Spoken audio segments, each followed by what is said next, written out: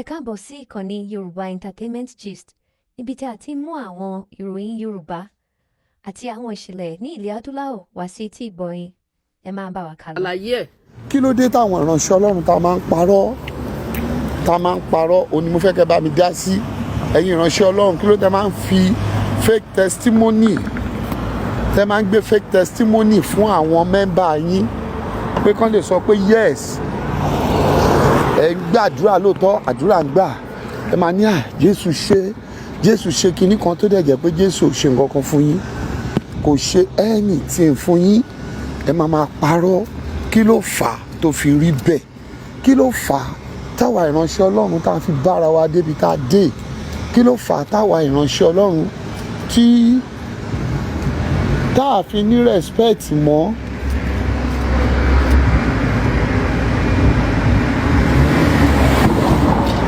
Lọ́jọ́ àwọn èèyàn. Hello? Kí ló dé tí respect ò sí mọ́ fún lọ́wọ́ àwa àti mẹ́mbà wa? Kò sí respect mọ́. Good morning. Good morning. How are you? I'm fine. You sleeping? Happy Independence? I'm not sleeping. You try your best. Yeah. Yeah, you don't have the No, organic. this is closed. What about the one outside? Yeah.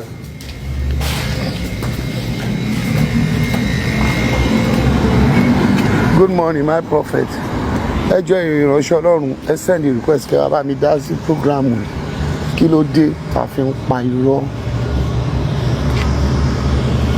Can I get it? How much is that? Yeah? $7. How much? Oh, $7.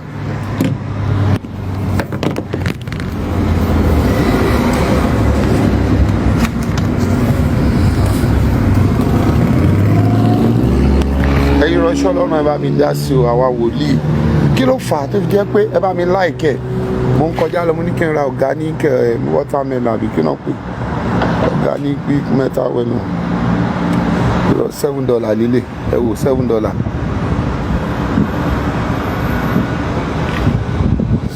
So kí ló fà á tí a fi máa ń pa irọ́ tó jẹ́ pé irọ́ yẹn àwa ìránṣẹ́ Ọlọ́run irọ́ ti pọ̀ jù.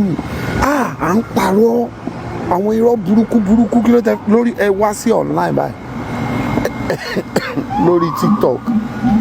lórí TikTok ẹ máa rí gbogbo wọn irọ́ burúkú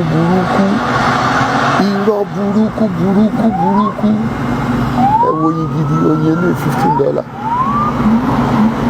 ẹ wo yin gidi $15 kó ló báyìí.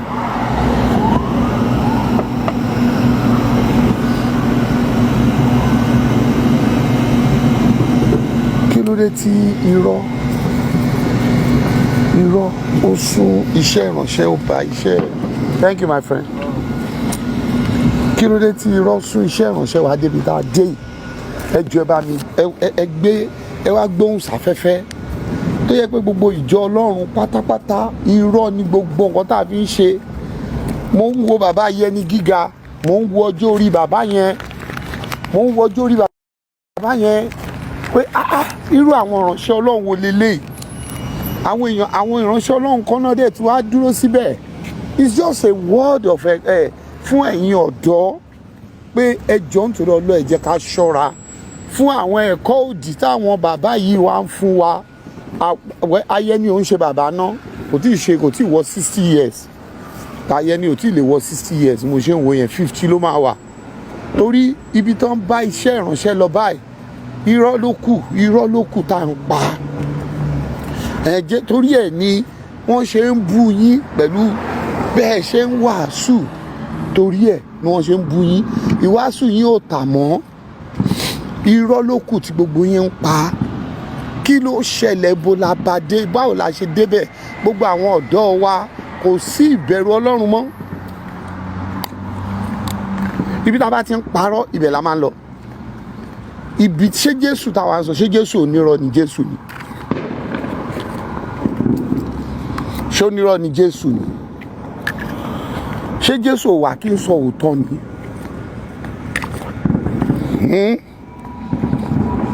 ṣé irọ́ la bí ni Jésù ni? Àbí gbogbo ìtàn tó ń sọ fún wa nípa Jésù, àbí ìtàn yẹn ò rí òní? Gbogbo ìtàn tó ń sọ fún wa nípa Jésù ṣé kò ṣẹlẹ̀ ni?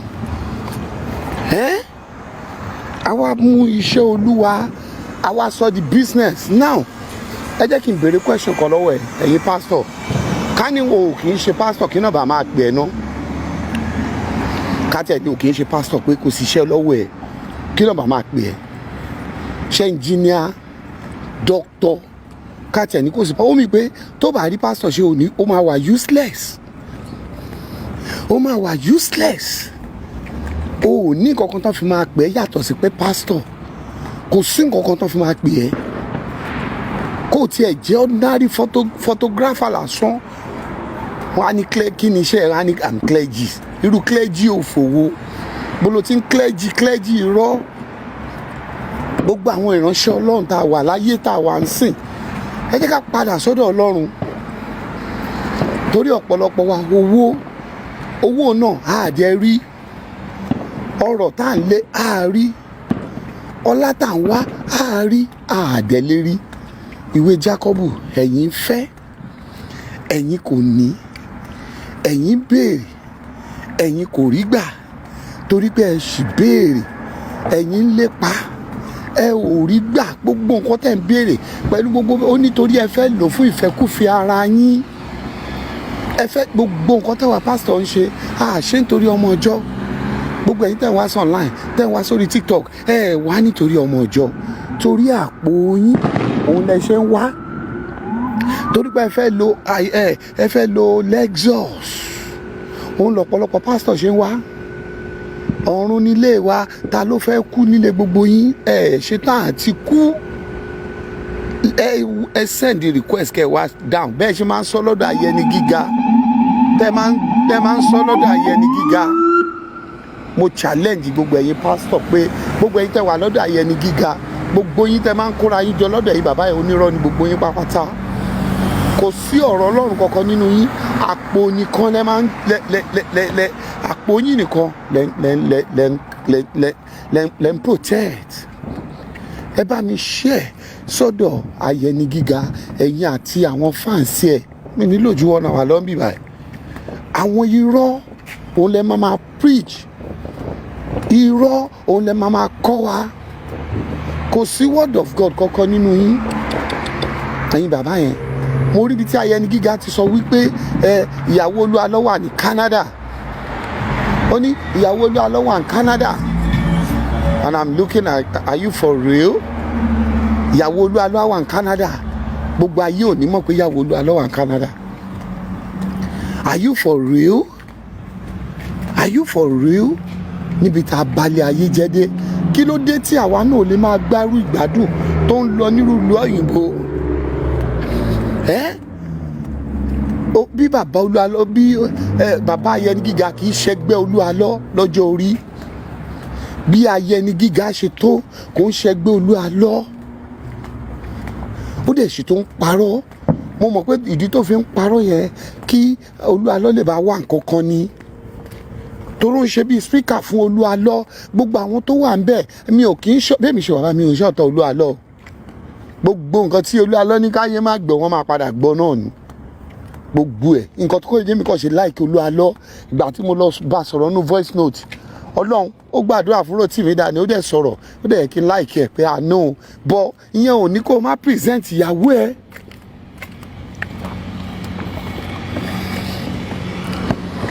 Ìyàwó àtọmọ ẹ̀ ó gbọ́dọ̀ present wọn. Kò possible. Ìyàwó àtọmọ ẹ̀ ó gbọ́dọ̀ mú wọn jáde. Níbo náà wà? Ìwọ ló fa gbogbo àrífẹ́ Olúwa ní kó má sọ̀rọ̀, which is a lie, which is a typical lie. Olúwa ò lè sọ pé Olúwa bá ní kó má sọ̀rọ̀, ó mọ̀ pé ó máa tàbá body of Christ. So Olúwa ò lè sọ pé kó má sọ̀rọ̀. It's you decide, because kò sí nǹkan tó fẹ́ sọ.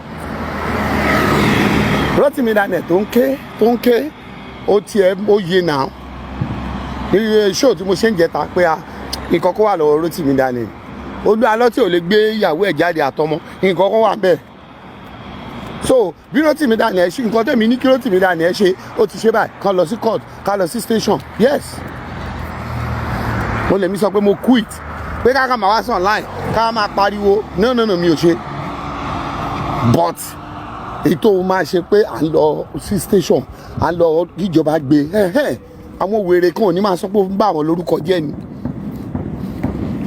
Ẹ̀yin wòlíì ẹ wá ẹ̀yin pásítọ̀ ẹ gòkè wá wá ìta fi máa ń fi ẹ̀kọ́ irọ́ ẹ̀kọ́ sweet mouth tẹ́ fi ń kọ́ àwọn ọmọ ìjọ yín. Gbogbo ẹ̀yin ọmọ ọ̀dọ́ ayẹni gíga tẹ́ máa ń tò jọ síbẹ̀ láàárọ̀ ẹ bá mi táàgì gbogbo wọn wáì tẹ́ ìyá onírọ̀ ẹ bá mi lọ sínú inbox ayẹni gíga ẹ bá mi lọ sọ́dọ̀ ẹ̀ wáì tí ẹ̀yin pásítọ̀ jẹ́ ẹlẹ́kọ̀ọ́ òdì ẹ̀kọ́ irọ́ ẹ̀kọ́ àpò yín nìkan òun lẹ́mọ̀ ẹ̀kọ́ nǹkan tẹ́ ẹ máa jẹ́ ó nìkan lẹ́mọ̀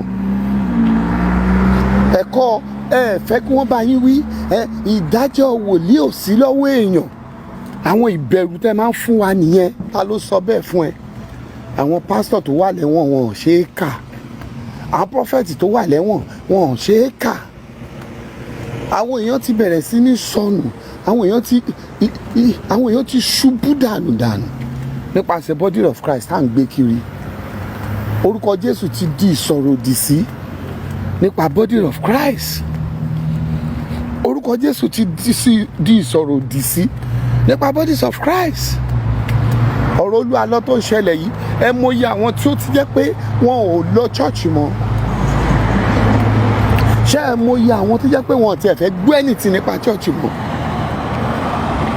àwa gbogbo tá à ń ṣe à ń lò fún ìfẹ́kùfẹ́ ara wa gbogbo ohun tí àwa pásítọ̀ lé Babadéwálé I cite you there mọ́mí bí I cite you there gbogbo ohun tí àwa ìránṣẹ́ Ọlọ́run ń sá kiri tá a fẹ́ torí ẹ̀ ní ẹ lọ kà nínú ìwé Jákọ́bù orí 4 ẹ̀yin ń fẹ́ ẹ ò lè ní ẹ lépa àwa ló ń bá wí ẹ̀yin béèrè ẹ sì béèrè torí ẹ fẹ́ lò fún ìfẹ́kùfẹ́ ara yín ni nǹkan tẹ́ ń béèrè ìfẹ́kùfẹ́ ara yín òun lẹ̀ ń lò fún ẹ fẹ́ ra mọ́tò ẹ fẹ́ ralẹ̀ ẹ fẹ́ kọ́lé ẹ fẹ́ kọ́lé ẹ fẹ́ ṣe gbá ẹ fẹ́ ṣe kíní kan ẹ fẹ́ lo G-Wagon nǹkan tẹ́ ń lò fún nìyẹn kàn máa gbọ́ pé pásítọ̀ òun jíyàn gbé kàn gbọ́ pé pásítọ̀ ló jíyàn gbé pásítọ̀ ló gbélé pásítọ̀ ló jí eléyìí gbé pásítọ̀ ló ṣe tọ̀hún àwọn nǹkan tó ń rí lọ́dọ̀ wa nìyẹn thank you sir àwọn nǹkan burúkú náà ń ká mọ́ àwa ìránṣẹ́ Ọlọ́run lọ́wọ́ àwa là ń sọ pé adó ilé adó tọ̀hún abélé sùn abátọ̀hún sùn àwa ìránṣẹ́ Ọlọ́run ni sà àwa ìránṣẹ́ Ọlọ́run ni àwa ìránṣẹ́ Ọlọ́run ni àwa ni irọ́ dùn mọ́ lẹ́nu jù kán lè sọ pé Jésù ń gbàlà Jésù ń wòsàn ẹlòmíà kàn jáde báyìí a ní last week ká ẹ lè mọ̀ pé Jésù ṣe mo ṣe ń kọjá lọ báyìí tí mo ń lọ báyìí mo kàn rí ẹni yẹn kàn pè mí ni mo kàn mú handkerchief jáde mo kàn gbélé lórí tí mo ṣe gbélé lórí báyìí ó dìde ó dẹ̀ bẹ̀rẹ̀ sí ní rìn lórúkọ Jésù gbogbo prayer tá à ń ṣe táwa ìránṣẹ́ Ọlọ́run ṣe gbogbo prayer tá à ń lead irọ́ là ń pa olè la fi ń lead àwọn nǹkan tí ò ń ṣe prayer point là ń sọ di prayer point máwọn èèyàn lọ́wọ́ ìlú ni mò ń rìn kiri láago 2 òru aago 2 òru ni mò ń rìn kiri níbo ló ti lè rírú ẹ̀ lù wá ẹ̀tọ́ wa dẹ̀ ní ìjọba tí ẹ̀tọ́ ẹ̀ religion ò jẹ́ kó mọ ẹ̀tọ́ ẹ̀ mọ́ ọmọ ẹ̀ á máa misbehave ọmọ tó yẹ kó pè kó fi ẹ̀kọ́ bá wí ẹ̀kọ́ ara ẹ̀kọ́ no don't do this sweep clean àwọn ọmọ mi láàárọ̀ ẹ̀ ní Nàìjíríà mo ti pè wọ́n kí n tó wá sàn láì ó yá fún mi ní fídíò yín ó yá jẹ́ n wo yàrá yín jẹ́ kí n wo ṣe rí ẹ gbé fídíò lọ sí kitchen ok ẹ ṣe kí ó yá ìwọ lọ fọ kitchen ìwọ lọ fọ bathroom ìwọ ó wẹ̀ lálẹ́ àná èmi wẹ̀ eléyìí lòun ò wẹ̀ àwọn yàtọ̀ sí ẹ̀kọ́ chọ́ọ̀chì ó yàtọ̀ bọ́ ẹ tó máa sọ pé ọmọ rìnrìn kúrìn ẹ máa lọ mú lọ gbélé ẹ máa ní kó lọ ṣègbélé làkí pé ẹlòmíà rẹ̀ sì tún máa sọ báyìí ẹ̀kọ́ Jésù ni Jésù ló máa kọ́. Bí àwọn òbí wa ṣe kọ́ wa kò ń ṣe ẹ̀kọ́ chọ́ọ̀chì náà fi kọ́ wa o, ẹ̀kọ́ ilé náà fi kọ́ wa. But ẹ̀yin pásítọ̀ òde òní ní ẹ̀kọ́ ilé yàtọ̀ sẹ́kọ̀ọ́ church, níṣẹ́ lọ́wọ́ pásítọ̀ a máa ní kó na fóònù ẹ sókè. There's going to be a miracle alert, and a lot of you believe it torí pé pásítọ̀ ló ń sìn. Bàbá Yẹni Gíga àti àwọn fans ẹ kàn ń pè bíra yín jọ, ẹ kàn ń tọra yín ni. Ẹ̀kọ́ òdì lẹ ń kọ́ àwọn èèyàn, ẹ̀kọ́ olè, ẹ̀kọ́ ojú kòkòrò, ẹ̀kọ́ bẹ́ẹ̀ ṣe máa rí tàpó yín jẹ oníkan lẹ ń kọ́ àwọn èèyàn. Ayẹni Gíga báyẹni gíga ni. I don't know ibo làwa bára wa dé. Kò sí anybody mọ́ báyìí tó ń sòtọ́rọ̀ mọ́ ní church. Kò sí ẹ̀kọ́ tó yè kooro mọ́ ní church. Ẹ̀yin èèyàn mi, ẹ̀kọ́ tó yè kooro ò sí mọ́ o. Kó o tó rí church tó ń fún wọn ní ẹ̀kọ́ tó yè kooro, èrò ò lè pọ̀ ní church tó ní ẹ̀kọ́ tó yè kooro. I'm telling you for free. For free. Ẹ̀kọ́ church tó bá ti rí èrò ò lè pọ̀ ń bẹ̀, ẹ̀kọ́ tó yè kooro wọn kì í pọ̀. Lọ wo ṣẹlẹ tó ń kọra, ṣẹlẹ oníjó tó máa ní drum set tó máa pa màálù 48 lọ́jọ́ àjọ̀dún, ibẹ̀ lèrò máa pọ̀ tí wọ́n á to mọ́tò jọ. Ibẹ̀ lè máa lọ. Kérúbù tó ti lè rí èrò báyìí, ìramálẹ̀ wá kàwù, àjàngbàlù ní kántà, èlìbà ha, ìjàmàkù, ìyá, àlò, bàrà, sílà, ibẹ̀ ló ti lè rérò. Ẹlẹ́mìí máa lọ ṣáṣáṣáṣá. Ibẹ̀ ló ti lè rérò tẹ́tí máa tọ́ra yín. Every week, every time. CAC, ẹ bá mi láìkì. CAC tó ti lè rí èrò, tèrò máa pọ̀ láti ẹnu ọ̀nà, tèrò máa pọ̀ tí wọ́n máa ra CAC tó máa ẹná òróró yín sókè. CAC olóróró, CAC olómi, CAC ibi tí a ti rí bọ̀, CAC tó bá ti ń sòtọ̀rọ̀ èrò ò lè pọ̀ ń bẹ̀. Ẹ̀tànjẹ ti wọnú ayé, ẹ̀tànjẹ ti wọnú ìjọ Ọlọ́run, ẹ̀kọ́ òdì ti wọnú ìjọ Ọlọ́run, irọ́ pípa ti wọnú. Ó kìí ṣe pé ó wọbẹ̀, ó ti jókòó. Àwọn pásítọ̀ ọwọ́ èṣù náà ti ń kọ́ṣẹ́ báyìí, ọwọ́ àṣetánì ń kọ́ṣẹ́ lọ́wọ́ wọn ni, sọ́rí, àṣetánì ó ń kọ́ṣẹ́ lọ́wọ́ àwọn pásítọ̀ ní báyìí. Ọwọ́ àwọn pásítọ̀ làṣetánì ti ń kọ́ṣẹ́. Àṣetánì máa ní pé èmi kò mọrú eléyìí. Àwọn ibi tá a bára wa dé nìyẹn o. Àwọn ibi táwọn pásítọ̀ bára wọn dé nìyẹn o. Àwa tí wàá máa pásítọ̀ adé ni ó yá na fóònù ẹ sókè. Mo gbàdúrà miracle alert. Irú àwọn church tẹ máa fẹ́ lọ nìyẹn o. Tí o dẹ̀ rí o, tí kò rí, tí kò possible. Gbogbo ẹni mo fi sọ pé kò possible. Pé ó yẹ na fóònù yín sókè, miracle alert. Kò possible. Tó o bá ti gba miracle alert, o lè ní ẹ́. O lè ní ẹ́. EFCC gbọ́dọ̀ check ẹ báwo lówó yẹn ṣe débẹ̀. Kò sí ọ̀rọ̀ Ọlọ́run tó yè kooro nínú ẹ. Pásítọ̀ afẹ́ ra chairs múlé, a máa fi ìran ra chair. Olúwa ní èèyàn 10 kó ra chair wá. Àwọn ẹ̀kọ́ òdì ló wá wọnú ayé tí wá jókòó. Àwa àti àwọn ọmọ tó wà nínú ayé gan, wọn wá ń parọ́ tó wa. Àwọn ọmọ tó wà nínú gbòòrò ayé, wọ́n wá lóòótọ́, amúgbó wá lóòótọ́ ju pásítọ̀ lọ. Amúgbó ó lóòjọ́ ju àwa ìránṣẹ́ Ọlọ́run lọ. Ó gbọ́ ni amúgbó ń parọ́. Amúgbó ń parọ́. Àwa táwa pera wa ní pásítọ̀, tá a pera wa ní ìránṣẹ́ Ọlọ́run, irọ́ burúkú tí wá wà ní ayé wa, àgbèrè ó ti wà ní iṣẹ́ ìránṣẹ́ wa. Ọ̀pọ̀lọpọ̀ àwọn pásítọ̀ ló ti bí ọmọ sílùú òyìnbó, wọ́n dẹ̀ tún wà Nàìjíríà. Ọ̀pọ̀lọpọ̀ wọn ló bí ọmọ, gbogbo wọn, ọ̀pọ̀lọpọ̀ wọn lè sọ̀rọ̀ ní, wọ́n fi wọ́n dógò sílùú òyìnbó. Wọn ò lè sọ̀rọ̀. àwọn obìnrin wọn náà ò lè sọ̀rọ̀ á dákẹ́ pásítọ̀ á máa sanwó lé. Ibi tá a bára wa dé àwọn ẹ̀kọ́ irọ́ ẹ̀kọ́ òdì bàbá yẹni gíga yẹn mo tiẹ̀ mọ̀ pé ẹ̀yin tẹ̀ ń tẹ̀lé ẹ̀yin pásítọ̀ tẹ̀ jọ wà nírú kákọ̀sẹ̀ you are all the same thing.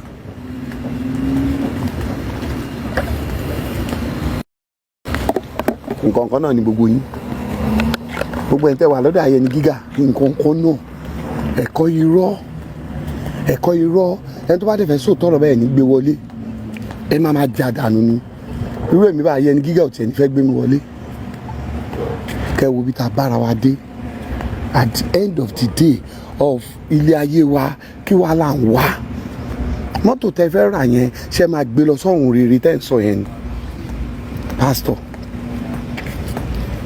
member owó tí o lọ ń pariwo ní church yẹn o ò lọ sin ọlọ́run torí pé o wá ìgbàlà humanity o lọ sin ọlọ́run torí humanity o lọ sin ọlọ́run torí pé o fẹ́ lówó ni bíbélì ò dẹ̀ sọ fún apẹ́ wá sí mi ó mì pé tó bá ti lọ ń fi torí pé o fẹ́ sin ọlọ́run òun lọ nítorí owó ó mì pé kò sí nǹkan kan ó lè ní ẹ́ o ò lọ nítorí pé o fẹ́ lọ bá ọlọ́run sọ̀rọ̀ o lọ ń sin torí condition ni ẹ̀kọ́ táwọn pásítọ̀ yín dẹ̀ ń kọ́ yín nìyẹn tó bá ti sin ọlọ́run yẹn máa ṣe tán àti gbé ẹ ga ọlọ́run yẹn ṣe tán àti fún ẹ ní owó which is a typical lie gbogbo prayer points tó ń kọ́ ẹ ní church which is a typical lie àwọn tó yẹ kó kọ́ ẹ ní church àwọn ohun tí wàá fi fẹ́ràn ọmọ ẹnìkejì ẹ bí ara ẹ tí Jésù kọ́ wa ìwà rere àwọn ìránnilétí gbogbo àwọn ọ̀dọ́ tá a wá ń sìn mélòó nù wa ló ń ṣiṣẹ́ dáadáa mọ́ thank you brother mi tẹ́ǹtẹ́ mélòó nù pásítọ̀ ló nọ́mọ̀ ju ẹ̀ láti jẹ àti mú ọmọ ju ẹ̀ ló kà láyà tó kò jí láàárọ̀ kí ni lágbájá jẹ láàárọ̀ ẹ̀ kí lọmọ chọ́ọ̀chì mi jẹ láàárọ̀ ẹ̀ kí lọmọ chọ́ọ̀chì mi jẹ mélòó nù àwa ìránṣẹ́ Ọlọ́run ló ṣe é irọ́ bá a ṣe fẹ́ sanwó school ọmọ tiwa gan la ń target bá a ṣe fẹ́ ra Camry tá a fẹ́ ra Toyota tá a fẹ́ ra Corolla tá a fẹ́ ra àní tí ò bá sí pastor nú ayé kí náà bá máa pè ẹ́ gbogbo akọrin church yín kò sẹ́ni tó lóko akọrin church yín ò wọ́n ní mọ́tò wọ́n ṣoríire ẹ̀dẹ̀ máa pé 5 million 10 million ẹ fi máa gbó lórí wá akọrin church yín kankan ò ṣe oríire báwo ni ọba Dáfídì akọni chọ́ọ̀chì yín ọ̀gá akọni chọ́ọ̀chì rádaràdá ló ń bá kiri ẹ̀dẹ̀ ní owó yẹn lọ́wọ́ rádaràdá lọ̀gá akọni chọ́ọ̀chì ń bá kiri àwọn akọni chọ́ọ̀chì wọn aṣọ wọn ti sọ wọn di ẹrú ẹ̀bùn tó yẹ kán lò fúnra wọn kán lọ fi ṣe ábọ̀mù fúnra wọn wọn ò rí lò fúnra wọn náà ẹ̀yin náà fi ń sìn wọn máa láwọn ń ṣiṣẹ́ fÓlúwa àwọn ń ṣiṣẹ́ fÓlúwa o ẹni tó bá sọ pé ẹ̀bùn orin tó níyẹn ó fi ṣiṣẹ́ fÓlúwa irọ́ ló pa o ṣé Tọ́pẹ́ Àlàbí ń ṣe ẹ̀bùn tiẹ̀ ṣiṣẹ́ fÓlúwa tán bá pe Tọ́pẹ́ Àlàbí ṣó mo yí Tọ́pẹ́ Àlàbí máa gbà tán bá pe Ọpẹ́lọpẹ́ Anointing ṣó mo yẹ tó máa gbà tó bá ń ṣiṣẹ́ fÓlúwa ó yẹ kán sọ pé kẹ́ ẹ má wọ̀rí à ń bọ̀ ẹ pe Tọ́pẹ́ Àlàbí nísìnyí kó wo iye tó máa gbà lọ́wọ́ ẹ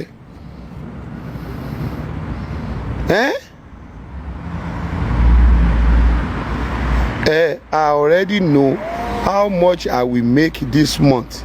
No prayer can change it. Ẹ ti mọ̀ náà. Àdúrà ẹ tí mo tẹ́ máa pa. Bí mo ṣe wà, mo mọ etí mo máa pa lọ́sẹ̀.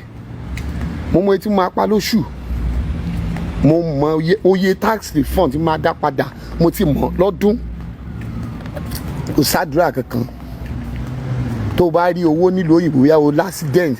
Kò gba owó yá wọ́n á dẹ̀ ti gé apá ẹ̀. Wọ́n á ti gé nǹkan kan nú ara ẹ̀ tó fi máa gbowó ńlá. Wọ́n á ti ṣe operation fún ẹ tó bá gbowó ńlá. Jẹ́ àwọn prayer point ẹ kò jẹ́ kó o mọ̀ ẹ̀tọ́ ẹ mọ́ prayer point tí pastor lead fún ẹ kò jẹ́ kó o mọ̀ right thing to do. Ọlọ́pàá máa ráìdì wọn ni ẹ fílẹ̀ fọlọ́run Ọlọ́run máa gbèjà wájà. Níbo lọ́lọ́run ti fẹ́ gbèjà ẹjà?